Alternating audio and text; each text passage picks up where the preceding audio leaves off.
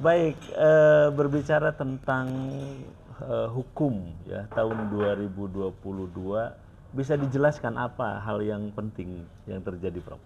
Lawmakingnya kita juga sama ini, kayaknya di rezim ini masih bersifat namanya top down. Oke. Top down itu artinya hukum dibuat atas kehendak penguasa, lebih cenderung ke sana dibandingkan dengan istilahnya aspiratif ya, Oke. berasal dari bottom up, dari bawah. Nah seharusnya memang tidak murni bottom up, tapi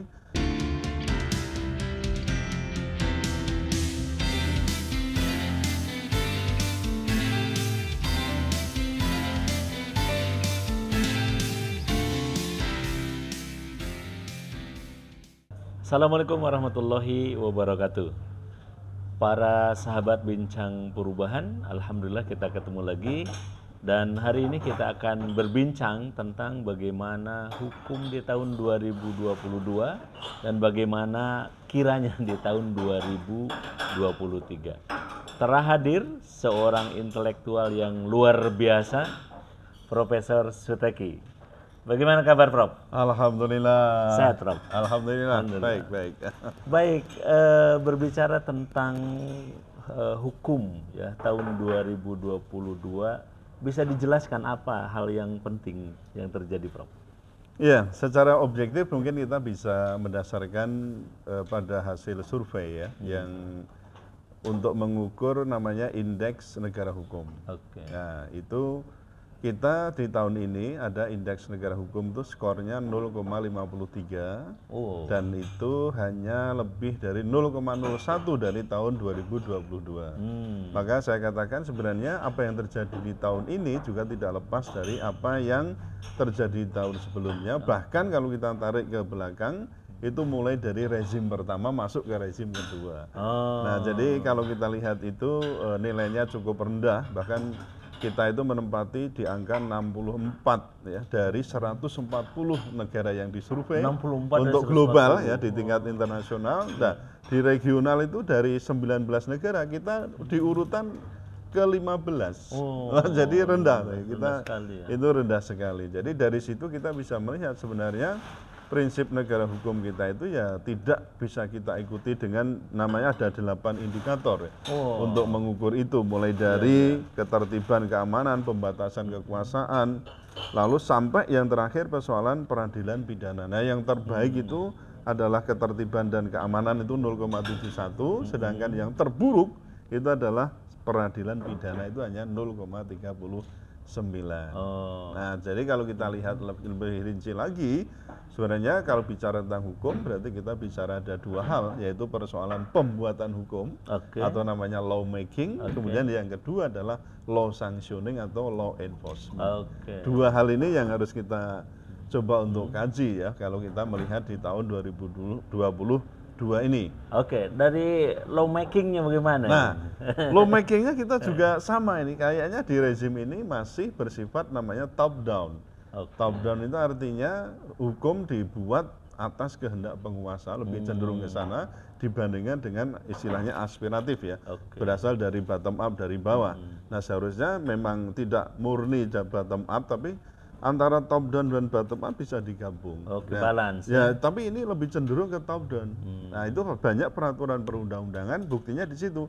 Ketika rakyat masih menginginkan penjelasannya, menilai itu kontroversial, bahkan menyatakan tidak sependapat dan seterusnya, tapi undang-undangnya tetap disahkan.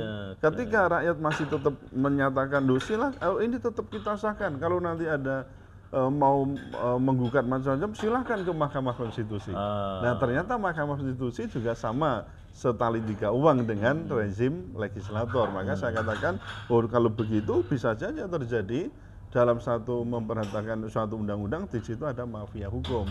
Yaitu antara legislatif dengan yudikatif itu sudah bersekongkol untuk mempertahankan. Ya kita taruhlah tentang Undang-Undang Cipta Kerja misalnya. Undang-Undang Cipta Kerja dikritik, kemudian tetap diketok kan. Kita sebut dengan Undang-Undang TikTok itu.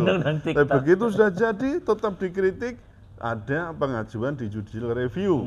Akhirnya keluar inkonstitusional tapi bersyarat.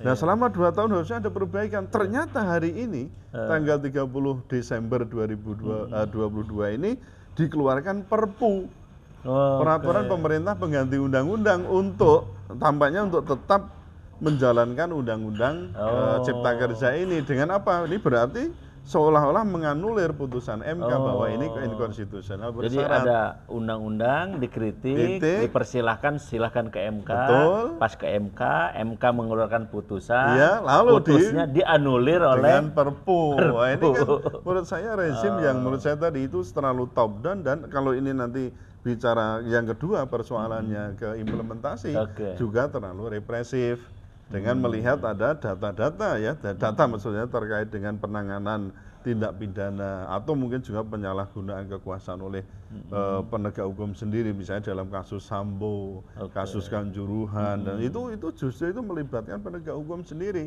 Dan kemudian bagaimana penanganan dalam tuduhan ya, ada tuduhan radikalisme, terorisme, ekstremisme, itu lebih mengedepankan persoalan penindakan ya dengan represif dibandingkan dengan bagaimana kita menanganinya suatu perbuatan itu melalui persuasi, melalui dialog, melalui ini lebih banyak. Nah, tadi yang represifnya contohnya banyak extrajudicial killing.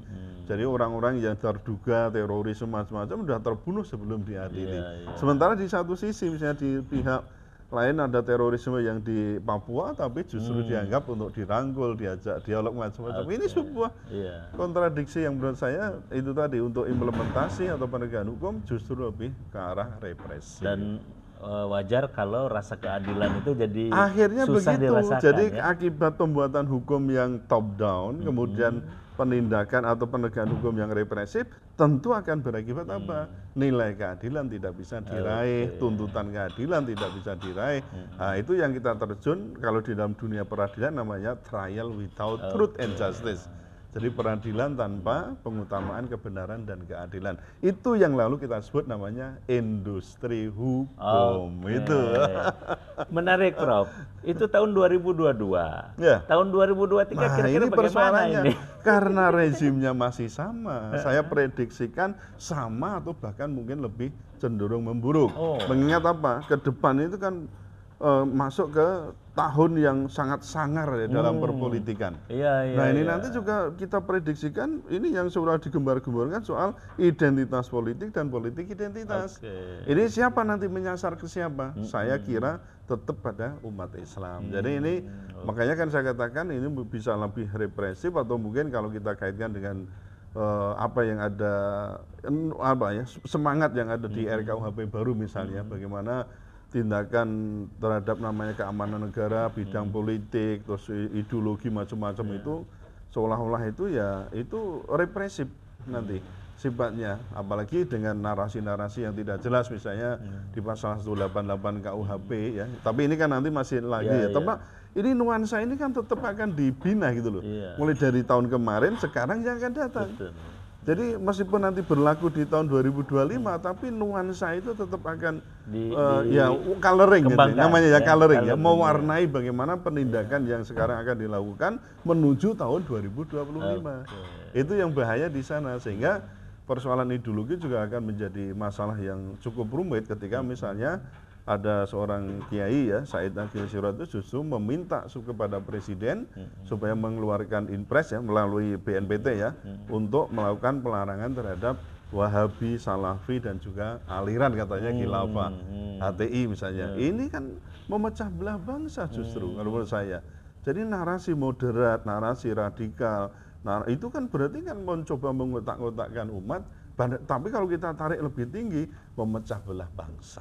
Oke, baik, terima kasih Prof. Suteki ya atas perbincangannya yang ringkas, tetapi saya pikir ada sebuah pelajaran penting yang bisa kita ambil ya, bahwa kita sedang dalam kondisi yang tidak baik-baik saja. Tidak baik-baik saja. Baik-baik saja, dan karenanya kita perlu ada perubahan, kemudian penyadaran, sehingga kita bisa menjadi masyarakat, rakyat yang menginginkan perubahan yang lebih baik. Ya, untuk berubah tetap harus konsisten. Kalaupun kita istiqomah, kalau istiqomah terhadap ajaran Islam dikatakan radikal, biarlah kita tetap dikatakan radikal. Masya Allah, ramah, terdidik, dan berakal. Baik, terima kasih Prof. Suteki. Para sahabat Bincang Perubahan yang berbahagia, alhamdulillah kita sudah bincang perubahan dengan Profesor Suteki. Terima kasih, sampai jumpa. Assalamualaikum warahmatullahi wabarakatuh. Waalaikumsalam warahmatullahi wabarakatuh. Terima kasih, Prof.